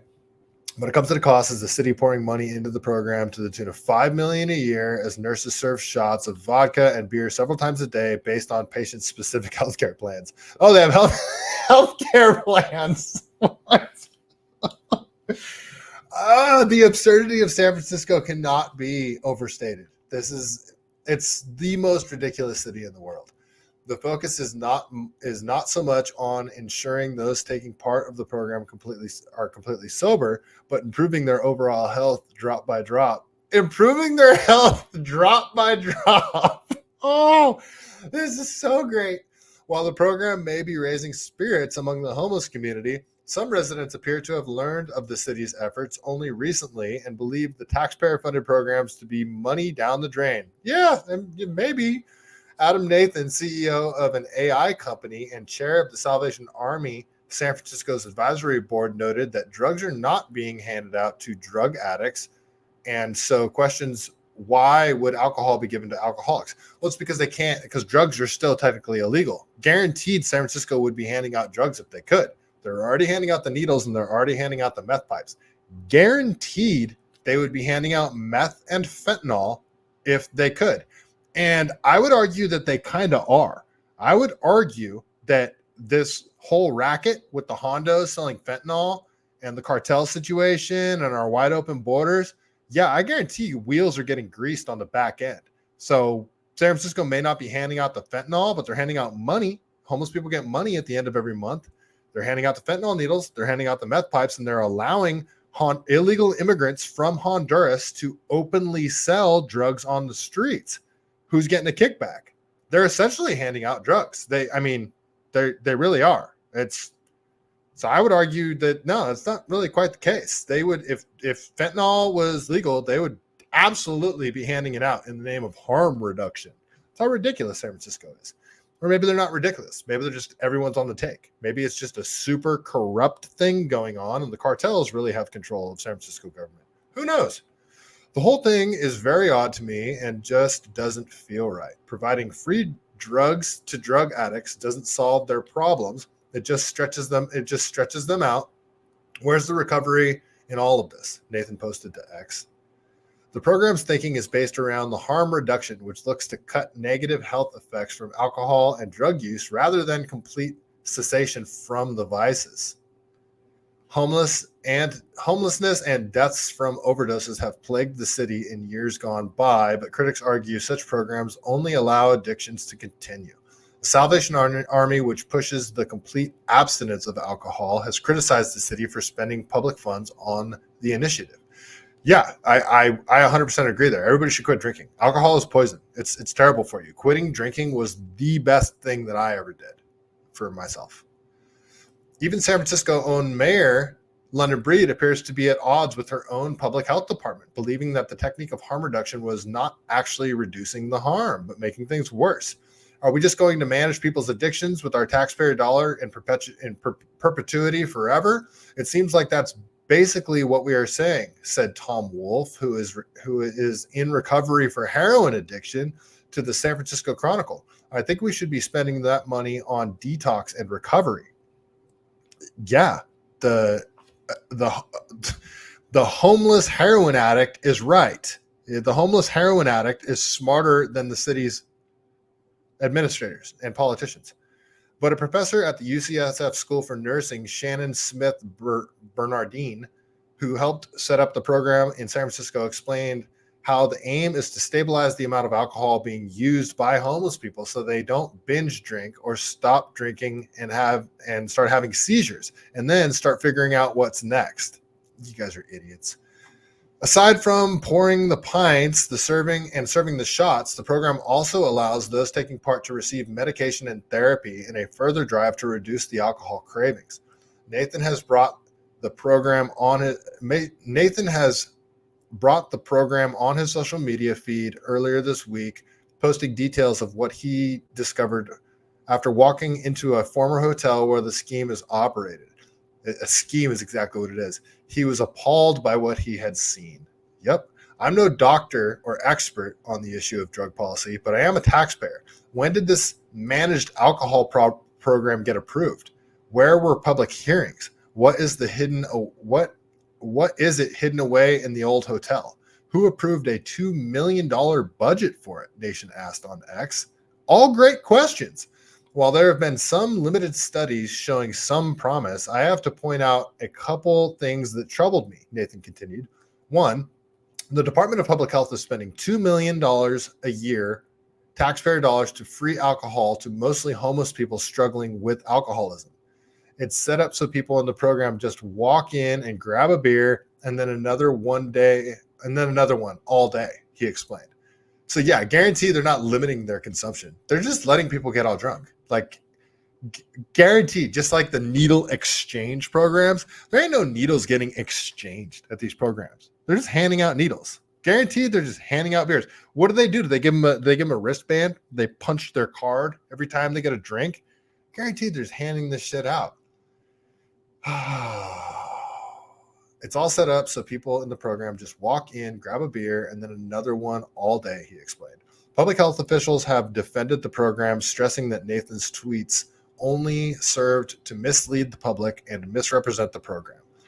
The quite apart from wasting public money, public health officials in San Francisco stressed the managed alcohol program has in fact saved the city $1.7 million over the period of 6 months, and it would have otherwise been emergency room visits or hospital stays. Like, okay, well, I guess we'll stop arguing about it now. Keep taking our money and giving people alcohol. Like, that's the gaslighting. That's what they do. It's actually saved us money because, the hospital ODs. You know how you could also accomplish that? Start enforcing the law. Don't allow people to drink out in public. Don't allow people to sleep on the sidewalks. Don't allow fentanyl dealing. Don't hand out fentanyl needles. Start cleaning up the damn city. You like, instead of just handing out alcohol, start cleaning up the damn city. These people are psychotic, and they just gaslight you and gaslight you and gaslight you and keep stealing your money. Officials say that the city's sobering center fell by 92%, while emergency room visits dropped over 70%. It is unclear if those who arrive for the free booze are breathalyzed first to see if they've been drinking on their own, meaning they could potentially be too drunk for the freebie. Yeah. How are the people running this keeping track of who's getting how many drinks per day and all this stuff? How are they keeping track of it? Oh, it's all madness. It's all freaking madness. Gavin Newsom did a press conference yesterday, and somebody asked him about, are you concerned about the recent allegations of sexual assault in women's prisons? And they didn't mention the sexual assault that was a man raping a woman. So this is, I won't read the whole, I don't have time to read the whole article. I'll just read the headline. California's women prison faces security concerns as transgender inmate accused of rape in women's prison. Women are going to get raped and knocked up. So men that are convicted of rape can say, I'm trans, and then get sent to a women's prison. That's what they've set up in California. There isn't enough time in the day to talk about all the insane things that California does, California government. There's not enough time in the day. The legislature, the Senate, local officials, Gavin Newsom, the lieutenant governor, they're all out of their minds. Judges, district attorneys. It's insane. I kind of do. You know what? This article is not very long. I can read the whole thing. A serious accusation has emerged from the Central California facility for women, where a female inmate reported witnessing the aftermath of what she described as a jailhouse rape committed by a transgender inmate. Mimi Lee, in a sworn declaration obtained by Reddix, claimed that she was among several witnesses to the distressing events that unfolded. This incident raises significant questions about the placement of transgender individuals in women's prisons, a policy that has been both praised and criticized for its implications on inmate safety. Every women's space is disappearing, including women's prisons. Lee's testimony indicates that the incident occurred on May 19th when a female inmate was found in a dire state and had to be taken to a medical administrative building under severe distress. The victim was later transported away on a stretcher in what was described as a Code 3 alert, signifying her critical condition. Critical condition. The accused, identified by multiple inmates as Jonathan Robertson, a dude that was just put in a women's prison, who goes by Sia Skylit. Okay. Reportedly has a history of making violent threats, complicating the safety dynamics within the facility. Policy and safety concerns amidst rising tensions. The situation described by Lee underscores a broader controversy surrounding the interrogation of transgender inmates in women's prisons. The integration of transgender inmates in women's prisons. I wonder if they're putting biological females in men's prisons. Lee's further statements to correctional staff about Robertson's behavior reveal a disturbing tolerance for threats within the prison walls and acted upon after significant incidents occur. Despite immediate threats being voiced, it was reported that administrative actions were delayed or insufficient, with higher authorities overruling direct decisions made by on-site staff. The incident aligns with the ongoing reports and concerns highlighted by Women's Liberation Front, whose director, Mari Irvine, spoke to Reddux about the continuous risk posed to female inmates by male-bodied inmates within female facilities. Statistics from the Bureau of Prisons reflect a troubling pattern, with a high percentage of male inmates identifying as female and convicted of sexual offenses compared to their non-transgender counterparts. Non-transgender counterparts. You mean women. Irvine's call for accountability echoes a growing demand for reassessment of policies that critics argue compromise the safety of women in the correctional system. Yeah, when you're putting men convicted of sexual offenses in women's prisons. Again, the ridiculousness of California government and what they do cannot be overstated. Everything they do is insane. Everything California government does is the exact opposite of what a government would do if they actually wanted to fix things. It's almost like they're intentionally destroying California. One could only speculate. I don't know, guys. It's maddening. I don't know. Yeah. I don't know how to respond to that. Yeah. All right. That's all I got for tonight, you guys. It's madness out here. I forgot to turn on one of my lights. Sorry, my lighting's all messed up tonight. Yeah, that's all I got. California's so insane. Just so freaking insane. I don't know. I don't know what else to say. V1800, Mahanish, Matty Bracco, Danger. Yeah, all you guys. Thank you guys for hanging out tonight. Before we get out of here, you know how we do it. Got to tell a joke from the greatest book ever written, The Truth About Chuck Norris. Let's see. What do we have tonight?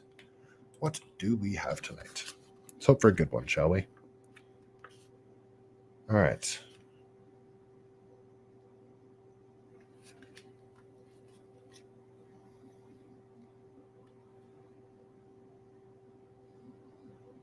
All right, this is a stupid one, but I'm going to read it anyway.